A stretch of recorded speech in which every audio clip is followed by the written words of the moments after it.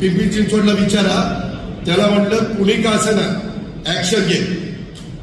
आता त्या मुली जी आत्महत्या केली, तिची सासू आतमध्ये, तिची नणंद आतमध्ये, तिचा नवरा आतमध्ये, सासरा पळाला. पळून कुठं जातोय?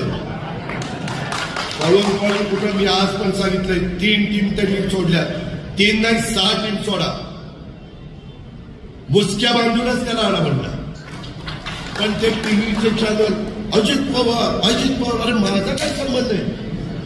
आम्ही राजकीय क्षेत्रातली लोक उद्या सुनीलच्या घरातल्या निघाला, किशोराच्या घरातल्या प्रेमापोटी बोलत तर जावं लागतं. जेपी नाही गेलं तरी माणूस रुसते.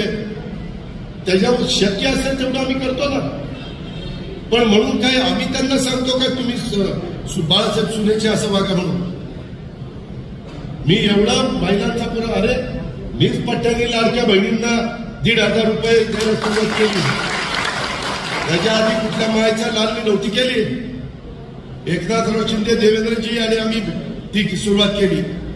आम्ही प्रत्येक वेळेस आता बचत गटाच्या बद्दल, बाकीच्या बद्दल सातत्याने, माझी महिला बाल विकासची मुलगी आमची आदिती तटकरे मंत्री आहे, तिनं चांगला प्रस्ताव आणला तर एका मिनिटात मी मंजूर करतो.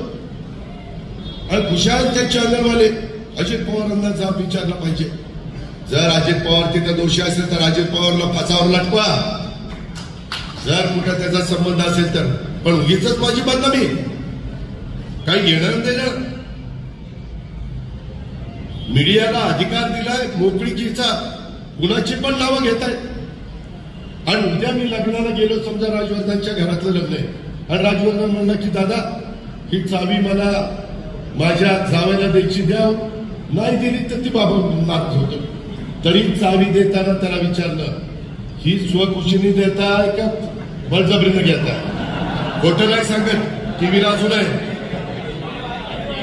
मी त्यांना म्हणलं बळजबरीनं घेतलं तर मग बघतो याच्याकडे. अरे एवढं राव कडक वागतोय तरी देखील माझी बदनामी करता.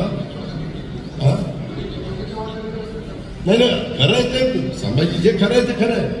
मी एवढा अधिकारवाणीने आवाज काढून बोलतो, त्याच्यात मी 5 पैसे कुणाचा मिंदा नाहीये, चहाचा पण मिंदा नाहीये. आणि ह्या पद्धतीनं ते केलं.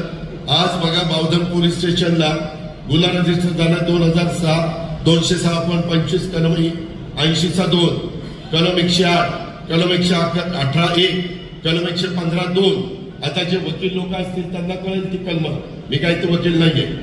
नंतर 352, 351(2), 3चा 5 नवीन जे कलम आला ते, हा गुन्हा 17/5/2000